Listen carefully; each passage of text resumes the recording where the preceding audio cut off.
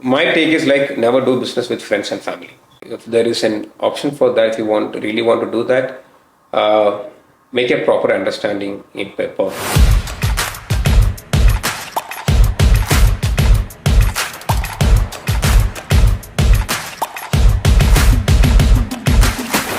Hi Rafi, how's it going? All good, alhamdulillah. Thank you for having me. So, Rafi is the business director at RAG. He's an absolute beast when it comes to closing deals, and has been with at RAG for almost 5 years now and into sales for more than a decade. So, without any further ado, let's get into it. Hundreds and hundreds of businesses are starting every single day in Dubai. Okay. What is the first thing that every entrepreneur should know before they take the first step? I would say, I'll take notes. yeah.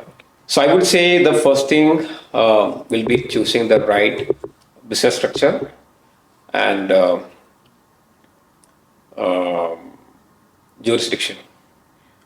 For instance, in Dubai, we have mainland, free zone, and offshore, right? So mainland is mainly for doing business in local market, okay? And if you want to do business with government bodies and all, mainland is better. Whereas like in free zone, we get like 100% ownership. In mainland also for, majority of the categories we are getting ownership, 100% ownership. But in free zone, yes, like there's a tax benefits, okay, but there is a limitation when we do business in mainland, I mean local market, okay. In case of offshore, like if you do international business, that's better, but we can't do any physical. We can't have a physical presence in the mainland. Okay, so that's a difference. So that's the first thing I would say before we start any business in Dubai, to know about the business structure and the proper jurisdiction. Let's say I'm starting a business, I have a business idea. Who will be able to tell me if I should do it in mainland, free zone, or offshore? A consultant for sure, a experienced consultant, I would say, uh, because that's a main thing when we start a business. Because it's happened to us a lot of time.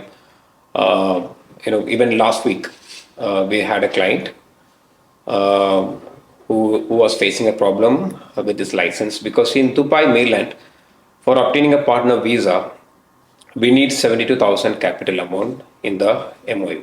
Okay. So this guy, he had, I think, You mean to say 75,000? 72,000 capital amount. Okay. A capital value should be there mentioned in the MOU. Okay. Okay. No, is this the amount that you need to have in your bank No, account? no, it's not a paid capital. No. Okay. I mean, we'll mention in the MOU. But in his case, like, someone who done his business incorporation, they made it like 100,000, and there was like 4 partners, which means like this partner will be having only 25,000. Now he has to do the restructuring again, okay, which means like additional cost. Okay, you got my point. Like you have to do the amendment again, so all the partners has to be present. Okay, they have to be present. All the partners have to be present. They have to do sign, and it's like an additional charge and effort of time again. Okay, and it's like some activities may need physical, I mean, warehouses. Okay, so once we consult, like the entrepreneur will have an idea, like a budget, right? So after doing the initial approval and training, which is the first process while incorporating a license, then they come to know about some additional requirements. So which will be a shock for them. You got it. So we can avoid such things when we go through an experienced consultant. That's one thing. And second thing, better go with someone who is providing end-to-end service, business services. What do you mean by end-to-end? What I mean is like, like some activities we can do in business center, some office. I mean, for some activities we need physical offices. Some may need warehouses. Okay, so there are a lot of business setup consultants and companies. Okay, so they may rely upon a third party for giving office solutions to this client. Okay, If you go through with a company who are doing end-to-end solutions, like if something happens in terms of service or something, you have to rely upon this third party, so they'll be like uh, in a confusion or hassle freeze. So you will face a problem in terms of services. So it's always better to go with someone who do end-to-end services. You got it. Okay.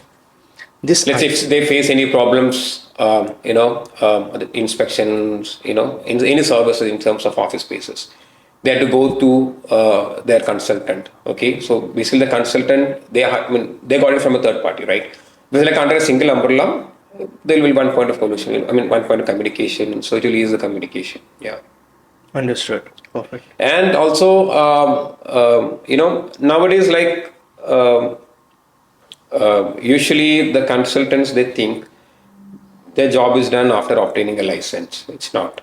There are a lot of compliance part coming into picture after obtaining this license. For instance, now there is corporate tax. So there is a chance of getting fines, even though if you didn't start the operations.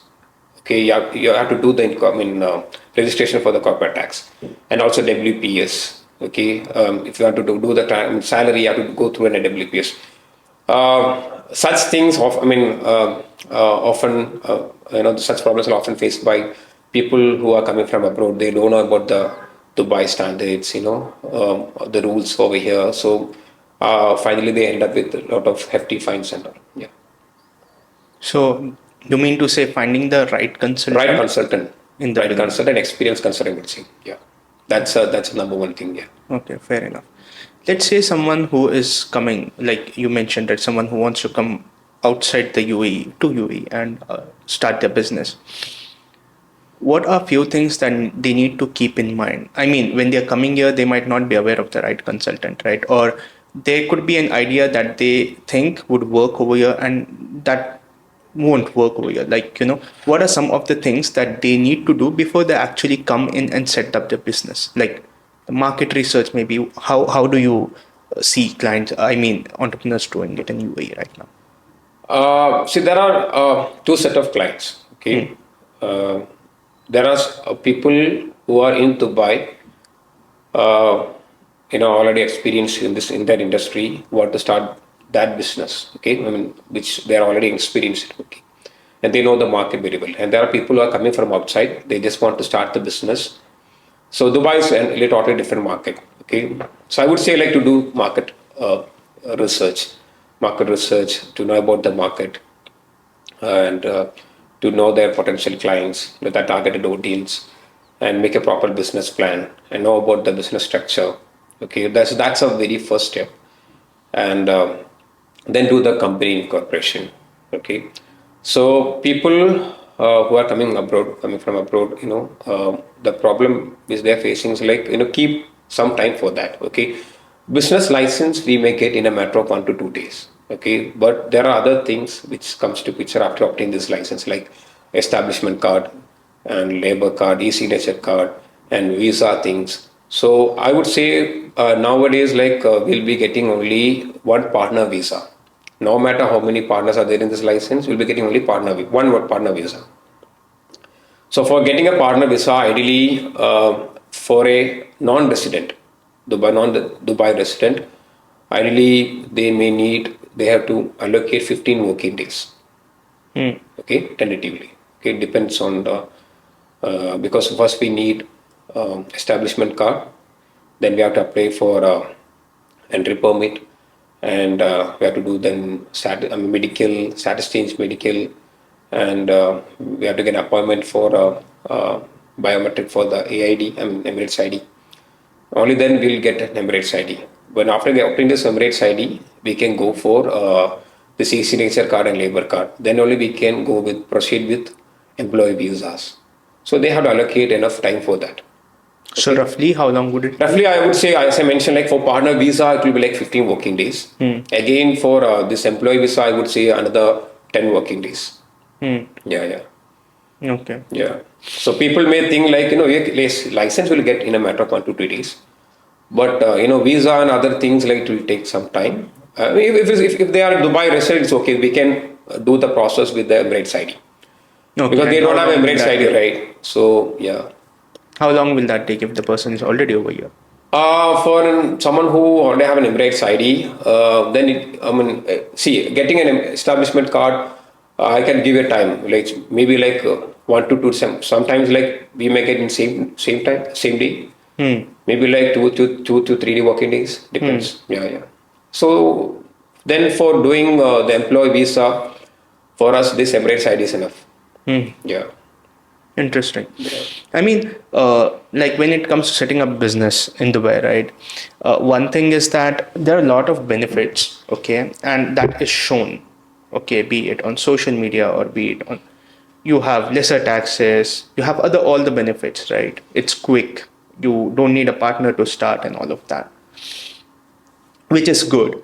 But what are some of the common challenges that is not often spoken about and an entrepreneur faces it when they actually get into the process or wants to start? Um, I would say the Hmm. complaints part. Hmm. Okay. As I mentioned before, like people, they think like the job is done like after obtaining um, the license. Hmm. Okay. Hmm. So some people, some consultants, they only do business setup. Uh, after obtaining the license or visa, their part is done. Actually, complaints part is taking care of some other people, who are into complaints department, and those people who are into audit and complaints, and it's a totally other different industry. So I feel there is a gap in between both. Even recently, one client come to us, who obtained a license. Okay, he's from abroad. Okay, and so because they don't have enough time to stay here, they will set up when they have, because they have their own business back in their home country. So they incorporated the license back in June, I guess. Hmm. Okay, and they went, Hmm. and they came again and done this establishment card, and they went back. And but I mean, when they registered for this corporate tax, they Hmm. got the fine. Why? Why? Because like for corporate tax, they have to register for the corporate tax after incorporating license, or after 3 months of incorporating the license. Hmm. But they say they didn't do any business in it, because they don't have a visa, they don't have a bank account, even they didn't start the operation. Hmm. Still, they got the fine. But this happened because of the lack of the proper communication between the consultant and the client. The client also may thought, it's not in their hand, it belongs to this, that they can do at the time of VAT, such things. You got it. So there is a gap in between it, Hmm. Hmm. you Hmm. know.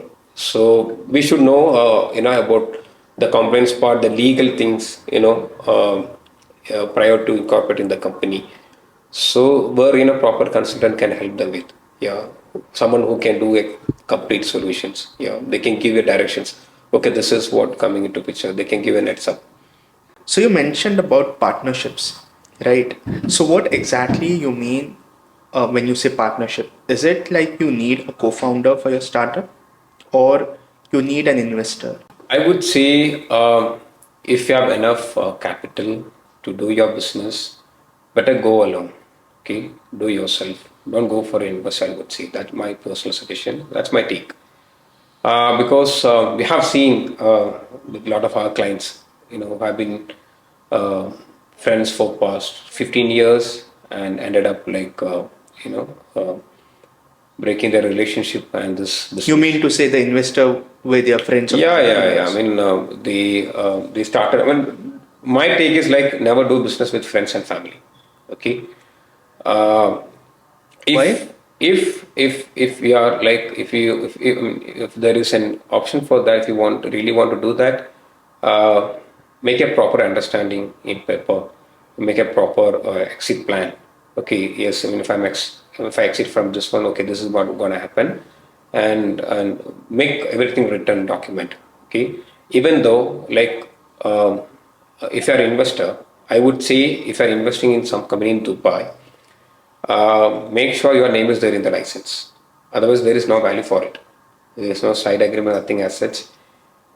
make sure your name is there in this license, because it's happened with us. A lot of time, like they have invested their money into the business, and maybe like they were friends, okay, and over a period of time, okay, uh, of course, like in business, there will be like a conflict will be happening, something will happen. So later on, like after a period of time, something happens, he can't go legally because his name is not there in the license. What do you mean name in the license? Like, Maybe it should be like a partner, equity, or it should mention some. It should be there in the license as a shareholder. okay, irrespective of how much equity one holds, Nothing like else. 10%, Yeah. 5%. Even 1% is also fine. Yeah. And in point of, let's say, like if you are an entrepreneur, I would say, as I mentioned earlier, like if you have a capital for that, we can bootstrap the concept. Better go with that. Okay. Uh,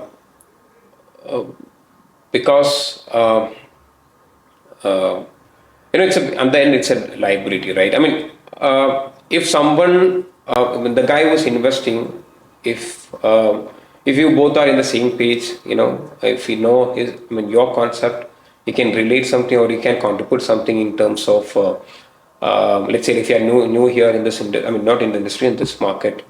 If they can contribute in terms of clients or some market exposure or some valuable ideas, or you can guide him, then it makes sense. Otherwise, it will be like a liability for you. You'll be accountable for that. Usually, like when people say like I have raised this much millions and all, at the end, it's a liability. You're accountable to someone, right? Okay. It's not like the profit which you generated. It's a basically a liability. So that's totally my take. Yeah. Perfect. And I feel like there's a saying that goes like, if you want to go fast, go alone. Yeah. But if you want to go far, Yeah. go with someone, like a partner.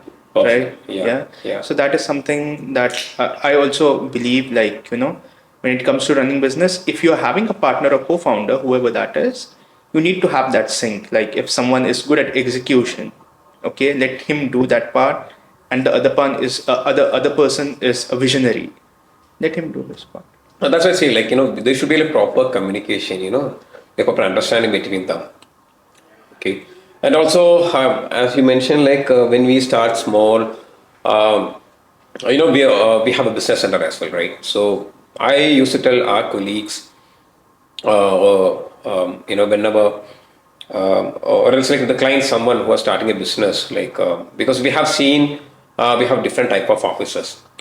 So maybe you may have 1 million in capital, okay, but your requirement will be like maybe a one-seater office, maybe a co-working space, okay.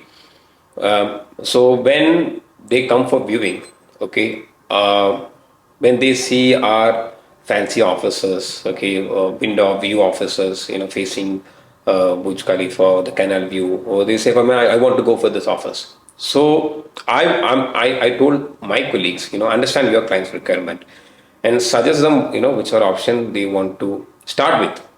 No matter like how much capital you have, start small. If it is like if one seater is ideally for, I mean, okay for your business, start small. Later on you can upgrade. Later on you can upgrade. You have bigger options as well. Once you have enough staff, then you can upgrade with executive corporate offices staff. You can start with a smart office, or it's like a co-working flexi. We have co-working spaces. We have plug and play options. So start small. Over a period of time, once you get established, you can upgrade. So we have enough options. We can just pay the difference amount.